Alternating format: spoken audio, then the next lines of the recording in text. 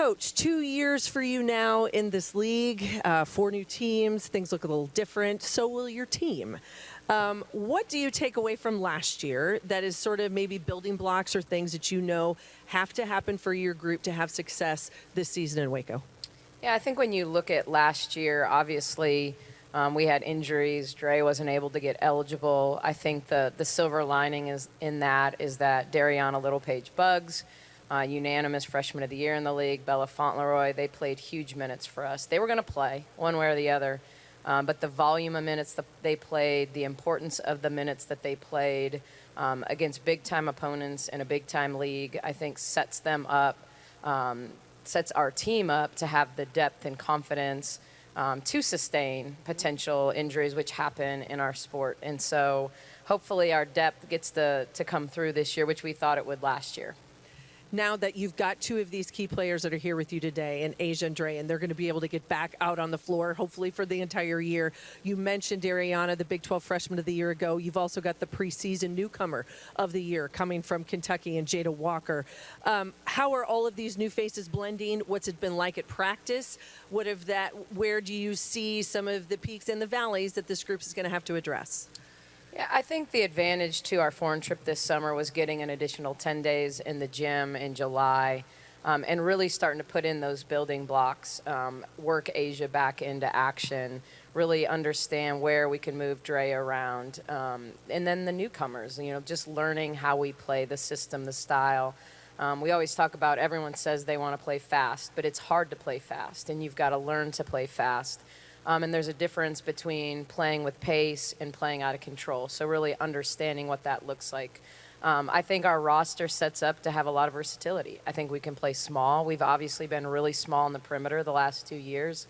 I think we realistically can be big on the perimeter. I think we can have a Golden State Draymond type lineup with Dre at the 5. I think we can go big with our playing a traditional center. And so we just have the ability to match up to opponents, regardless of who we're playing, but we also hopefully can play in a way that they have to match up to us. Create a lot of mismatch. Well, I know these 3 young ladies do that. I would make a remind for our media that if you have a question, please raise your hand and we will get a microphone to you. My first question goes to Sarah. Sarah Andrews, unanimous preseason All Big 12 selection, and she was a first-team All Big 12 selection a year ago. I feel like your game has blossomed in these last 2 seasons under coach, a new, different system, all of the above.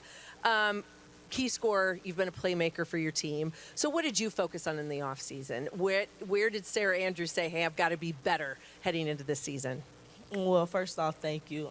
I think in offseason I focused on getting healthy and getting my body ready for this year. But most of all, being a fourth-year senior, being that leader on the floor. I know Coach Nikki's system. I know what she wants. So basically being a leader for this team. And that leadership comes in different ways, and it can be by example, but sometimes you have to be a vocal leader, and that might be on the floor, in the locker room. What piece of that do you embrace? Do you feel like you're more by example? Are you finding your voice? Where does that leadership line go for you? I think it depends on the situation. I think I've become more of a vocal leader. A lot of I want to do it with actions, but I think when they hear my voice, they know that everything's okay, and I had to learn that and become more open and accepting the challenge of being more vocal, so I would say in the vocal area. Well, and maybe when the voice and they know that they're not in the right spot, then that means they're supposed to get where they're supposed to go. Asia Blackwell, you missed all but 8 games last season, an all-SEC performer at Missouri before you got to Waco. So you never really got a taste of the Big 12. So what are you, first off, how are you doing physically, and what are you looking forward to the most headed into this year? I'm doing better. I'm healthier. This year, I'm just looking forward to just getting out there with my teammates and just hooping, playing basketball, and winning a lot of games, honestly. I think we're all on the same page regarding, chasing championships, and so that's my main goal this season. And for those that didn't have a chance to see you before in your career at your former school, what about Asia Blackwell's game will people see when you hit the floor this season? I think people are going to see a lot of toughness. I'm a little spicy, I said that before, but a lot of toughness. I'm a tough player. I just uplift my teammates, and I just have a lot of energy on the floor. So. Awesome. Dre Edwards sat out last season, transferred to Baylor from Kentucky. Even though everybody thinks it's easy, that is not at all a simple process sometimes. So for you, I'm going to ask you the same question. What are people going to see when Dre Edwards gets on the floor and into the Big 12 this year? Yeah. Honestly, I think I'm just a dog. I go against anybody. I'm not scared of competition or like bigger names or things like that. So I just know like I can be a dog and my teammates will have my back and I'll have their back. So that's what you can look forward to. And how has it been? I know you probably practiced a lot. All of you had those moments, but now that you're thinking about practicing and actually getting in a game, it has to be a good feeling for you, and maybe even just make practice a little bit easier? Easier? I don't know about easier. It's definitely a great feeling just to know that I'm going to be able to get on the floor and help out my team in different ways rather than just being in practice. So I'm super excited. Awesome. I know we have a question right here in the front. Good afternoon, Coach Cullen. How are you? I'm doing well. Awesome. Cindy Brunson, NBC Sports Pac-12 Network. Also play-by-play for the Phoenix Mercury. You mentioned that you want to erect a statue of Brittany Griner outside of your new facility. Where are the plans, and when do you expect that to happen? Yeah, I in some ways probably jumped the gun in those situations. I think what we want to do is honor her, bring her back to campus, make her truly feel welcome at Baylor University and in the athletic department. The uniqueness of Baylor is there has been no formal retirement of a jersey setup.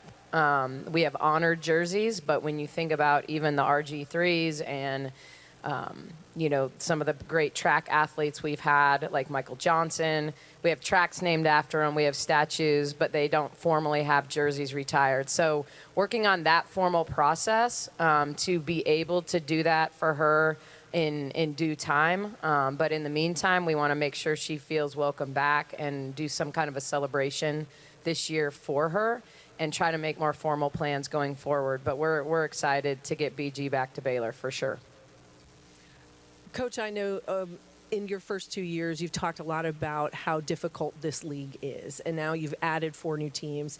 It's going to look different over the course of the next few years as well. But as you kind of evaluate the Big 12, where do you see it, and what in the preparation of that did you want to address for your non-con with your team and put them into position for success? Yeah, I think one of the things that I've always said about this league that makes it unique is we have a lot of diversity in styles.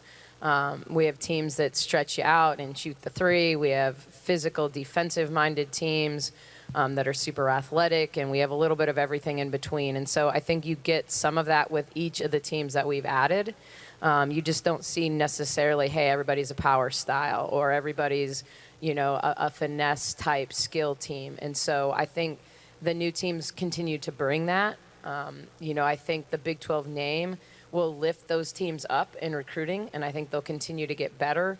I think as the league changes and the Pac-12 teams come to our league and we lose OU and Texas, we're bringing in seasoned teams that have been in the NCAA tournament. And even when you talk about an Arizona State, their long-term success, they're just getting their feet under them with Charlie Turner-Thorne retiring. So I think we're adding 4 new pieces with the Pac-12 teams that are going to make us strong as well. So just really excited. I think it's going to be a unique year for all of us when you go from a true champion and everybody playing everybody home and home to these unbalanced schedules, and who you play, when you play them, where you play them, how many times you play them is really going to impact seeding in this Big 12 tournament, which is going to be really exciting here at T-Mobile. Yeah, absolutely. Well, we look forward to seeing you all back here in March as well, long before then, during the Big 12 season. So best of luck to all of you, and thank you for being here today.